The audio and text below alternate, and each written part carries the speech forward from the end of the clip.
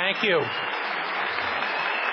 Mrs. Miriam Rajavi, distinguished guests, ladies and gentlemen, I'm not a professional speaker, so I won't probably be as good as everybody else here. But I want to say one thing, that I am a citizen of Ashraf.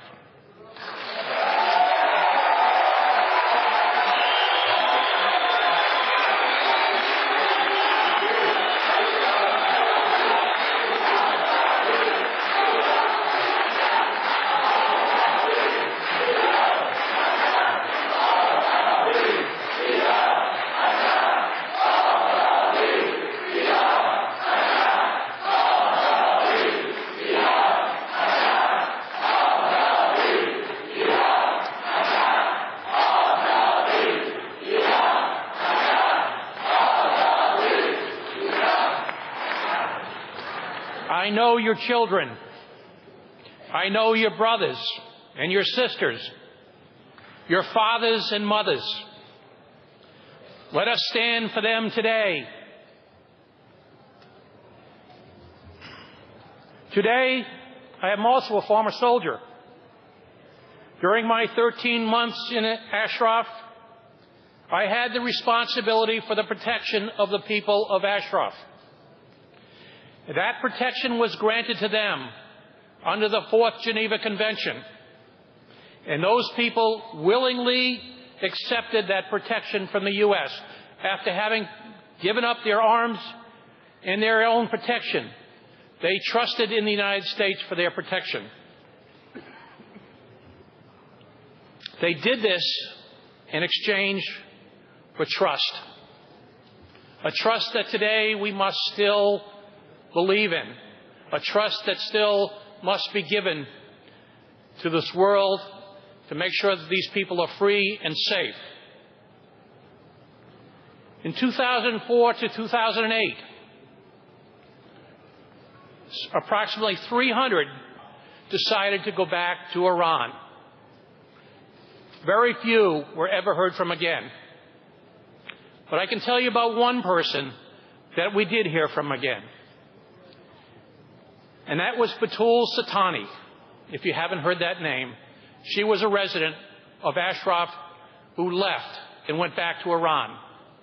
Within a month or two after she left, I got a frantic call in the middle of the night from one of our police stations outside of Ashraf, saying that Ms. Sultani was back in Iraq with an Iranian passport. And she told me a story through my interpreter that she had been brought back to Iran and was being forced to come back to Iraq for protection of her family. She said that she escaped from her captors in Baghdad, and then she wanted to come back to Camp Ashraf. Well, shortly thereafter, she did show up back up at Ashraf and protest, saying that her husband was being held captive by the people of Ashraf. I personally interviewed her husband, as I have interviewed thousands of other people in Camp Ashraf, along with family members. She was there at the behest of the Quds Force as an agent of the Iranian government. I can tell you that the people of Ashraf are there because they want to be there.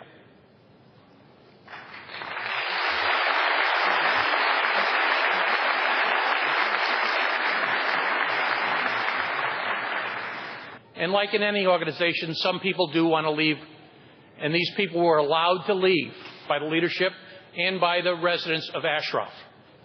They came to us with full faith that we would get them refugee status, and then they would go on with their life in other countries in Europe. The UN came in, and they vetted these people. They listened to their stories. They learned what countries they wanted to go to. And we put them in a camp called the Ashraf Refugee Camp, with the intent that this would serve as an example. If we could relocate these people to other places around the world, that would then say to the residents of Ashraf, you don't need to stay here anymore. You can go anytime, and believing that this policy of graceful degradation would lead to the closure of Camp Ashraf. Well, I can tell you one thing. Those poor people sat in the Ashraf refugee camp for 4 years with a lot of promises from the Red Cross, from the UN, all the other agencies. And I sat and I watched European Union people come in, everybody promising to help and take the refugees from Ashraf. I want to tell you that nobody voluntarily took the residents of Ashraf refugee camp. It got so bad that the refugees in the camp wanted to be let free. They had earned money while working in our camp, and they had sufficient funds to be released. I finally convinced our leadership to let them go. And we gradually started off with very small groups of them, and we would open up the gates, they would take their personal belongings, and they would leave the camp. Many made their way into Turkey, and several of them died trying to make their way to freedom. We then decided to build a special refugee camp up in Dahuk in Kurdistan. The Kurdish government worked with us and the UN worked with us, and we thought it was a great idea to do that. And so we moved them up to Dahuk. And those people sat in hotels. And before we could get them settled into the new refugee camp which we were going to build, the government of Erbil came and they took them away with the blessing of the UN. And without our ability to really control the situation, they moved them into apartments in Erbil. I do not know the fate of those people to this day. But I do know, and what I did hear, was that the Quds Force wanted to have control. Now, I tell you that story because it's important to understand we need the world to help us here.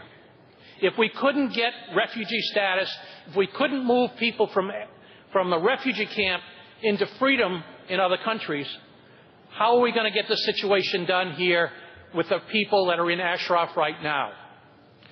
We need some help.